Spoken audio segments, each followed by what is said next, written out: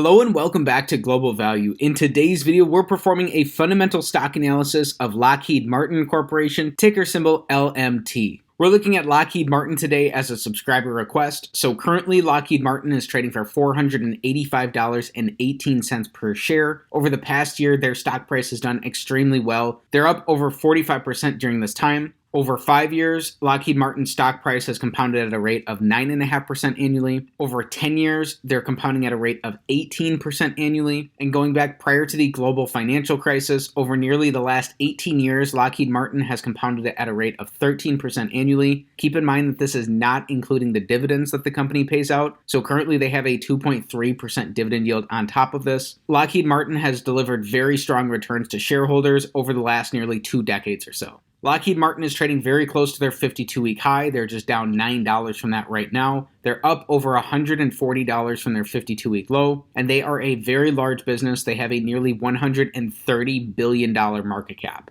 For additional background about the company, Lockheed Martin is the largest defense contractor globally and has dominated the Western market for high-end fighter aircraft since the F-35 program was awarded in 2001. Lockheed Martin's largest segment is aeronautics, which is dominated by the massive F-35 program. Lockheed's remaining segments are rotary and missile systems, which is mainly the Sikorsky helicopter business, missiles and fire control, which creates missiles and missile defense systems, as well as space systems, which produces satellites and receives equity income from the United Launch Alliance joint venture. Lockheed Martin primarily serves the United States government, as well as foreign military sales contracted through the United States government. Lockheed Martin Corporation was founded in 1912 and is headquartered in Bethesda, Maryland.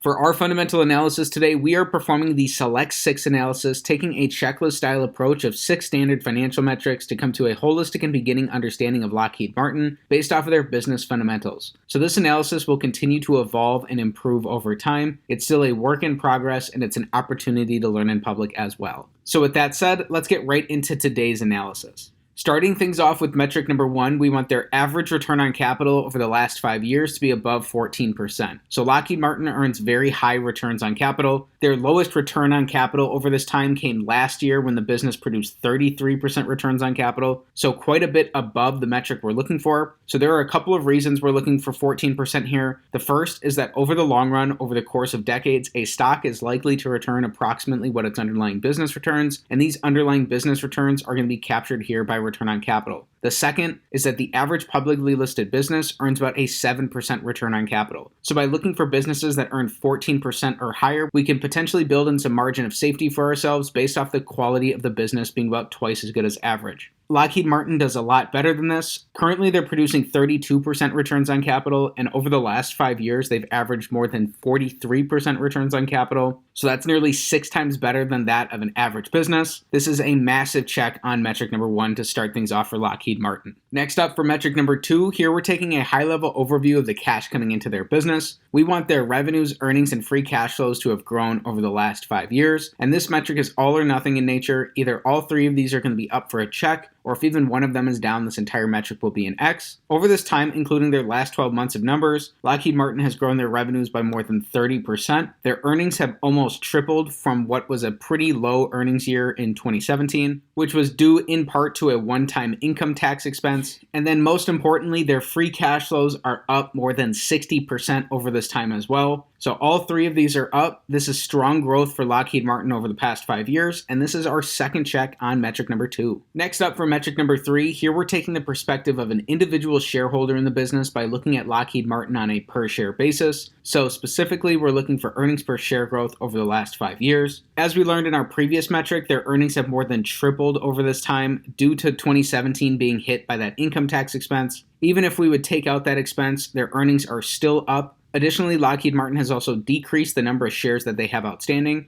Over this time, they've repurchased about 7% of their shares. So this is great as a long-term shareholder in the business because when you purchase a share of stock, what you're really buying is a fractional ownership percentage in that business.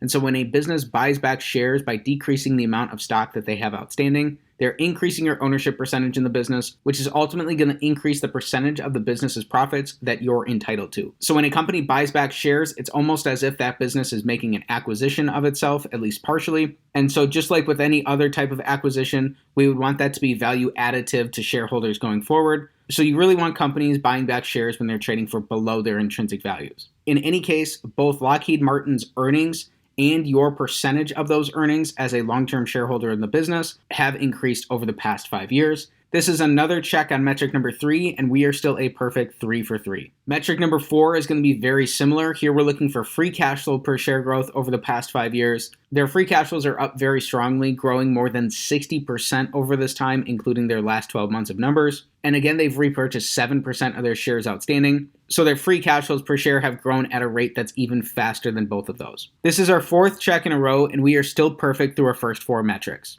There are a couple other things to note here. One is that over extended periods of time, meaning 10 plus years or more, we would ideally want a company's earnings and cash flows to be roughly the same for that business. On balance, that looks to be approximately the case here for Lockheed Martin, although this is a shorter time period than what we're necessarily talking about. So this can potentially give you a very general, very high level idea of the accounting that's done for the business. Secondly, is that it's great to see this per share growth coupled with their very high average returns on capital, because over time, if they're able to maintain this, as well as having other qualitative and quantitative aspects of their business that would go in their favor, this is really how a business is able to grow their intrinsic value per share over the long run. So again, not necessarily tied to metrics there, but those are 2 other positive signs that we're seeing for Lockheed Martin. Next up for metric number 5, here we're evaluating how the business is utilizing leverage. So we want their net debt, which is long and short-term liabilities minus cash and short-term investments, to be below the amount of free cash flow that Lockheed Martin has produced over the past 5 years. Lockheed Martin ended last year with $9.5 billion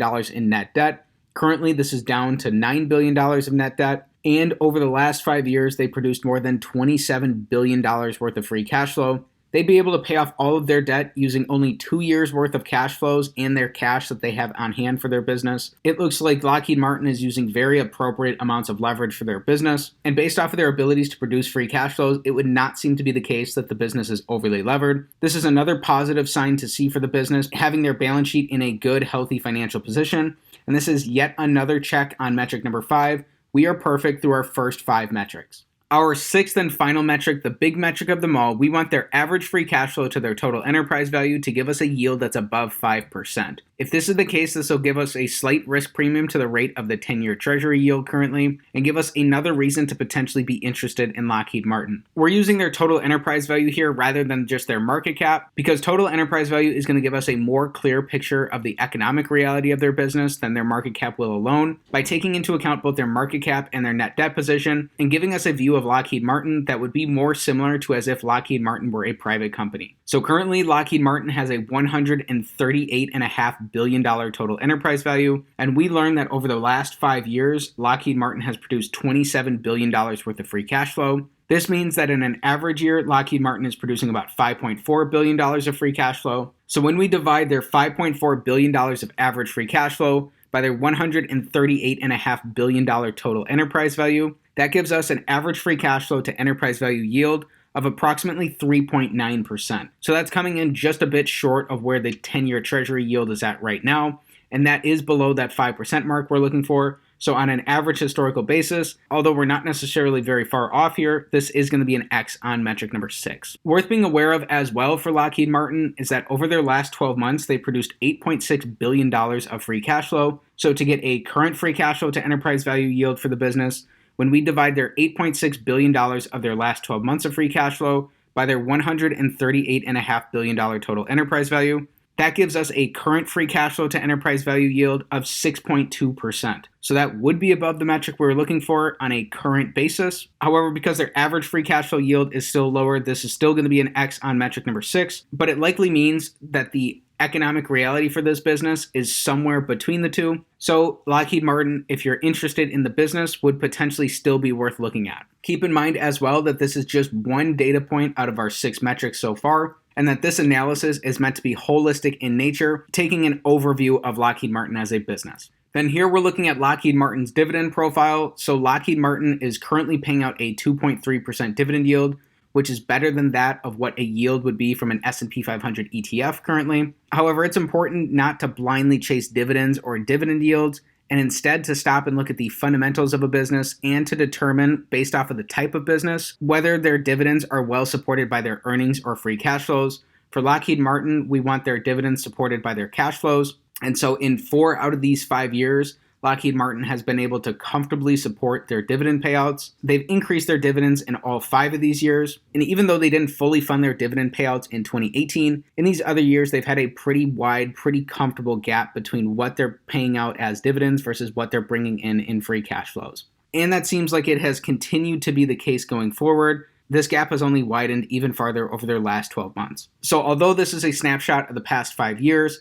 and historical performance is no guarantee for the future, it does look like Lockheed Martin's dividend is probably in pretty good, pretty healthy shape, potentially moving forward. Then finally, here we're using a discounted cash flow model to come to a potential fair value for Lockheed Martin. So starting with their current free cash flows per share, and then projecting these free cash flows out based off of historical growth assumptions from Lockheed Martin's abilities to grow their free cash flows dating back all the way to 1990. So since then, they've been able to grow their free cash flows at a rate of just under 6% annually. So if we assume that this growth rate will continue for the next 10 years, and then projecting 10 years out after that, so 20 years out in total, where their growth rate slows to they're only growing at a rate of 4% annually, we're not going to be adding in their tangible book value because that's skewed based off of how accounting is done for their share buybacks. If we were looking for a 10% rate of return going forward from Lockheed Martin, then it looks like a potentially reasonable fair value for the business is around $415 per share. So that is down $70 from where their current share price is at right now. Based off of these same historical assumptions, which you need to do your own homework on to validate or invalidate and to determine whether or not these are going to be potentially applicable going forward as a baseline projected estimate for Lockheed Martin, that from today's valuations, you could reasonably expect about an 8% rate of return going forward for the business. Keep in mind that you have to do your own homework on these assumptions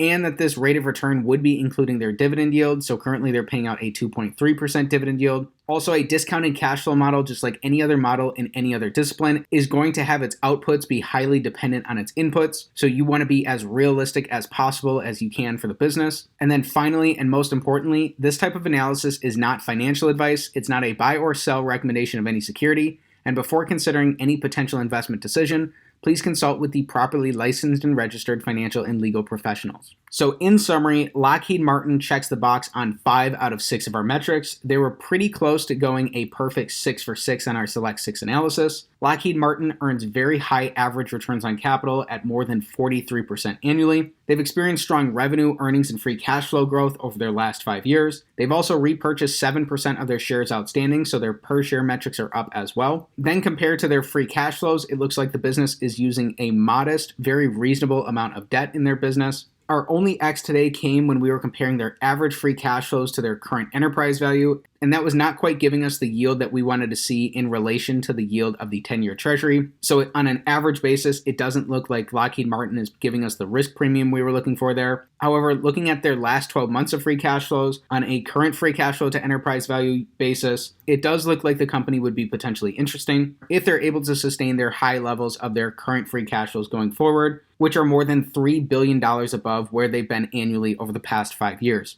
That's ultimately something that's just going to require you to dig in and learn more about the business to determine whether or not that's potentially going to be applicable going forward. Then looking at their dividend profile, it looks like Lockheed Martin is very cash flow generative relative to the dividends that they're paying out. They're currently paying out a 2.3% dividend yield, which is a pretty healthy dividend yield. If that's part of the potential reason that you're interested in the business, it does look like the company will likely be able to grow their dividends going forward, again, depending on how they're able to sustain their free cash flows. Then finally, performing a discounted cash flow analysis of Lockheed Martin using historical growth assumptions based on their abilities to grow their free cash flows over the past 30 years or more to project their free cash flows from today out over the future. Again, these are historical assumptions that you need to do your own homework on. Then based on those assumptions, it looks like you could reasonably expect about an 8% rate of return from Lockheed Martin going forward from today's prices, and that if you were looking for a 10% rate of return on the business, a potentially reasonable fair value for the company would be about $415 per share. Again, it's up to you to do your own research and to learn more about the business to determine if those assumptions are accurate or not.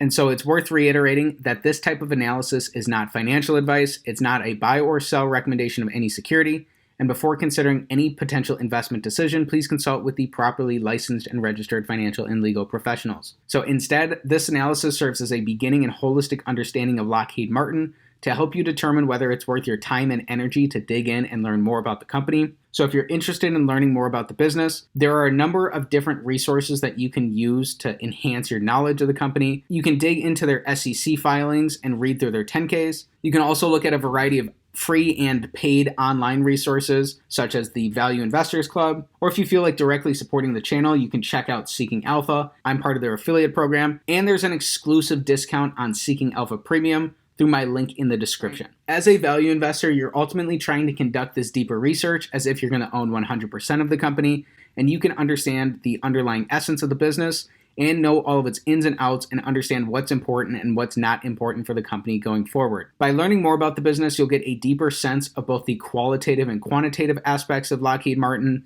and you'll be able to determine for yourself what a reasonably appropriate intrinsic value for the business will be. So with this said, that's it for today's fundamental stock analysis of Lockheed Martin Corporation, ticker symbol LMT. Again, Lockheed Martin was a subscriber request, so I'm happy to make an analysis of the business. If you enjoyed today's analysis, please be sure to like the video, subscribe to the channel for more stock analysis videos, and comment down below what business you want me to take a look at next time. Thanks for learning about Lockheed Martin with me, and have a great day.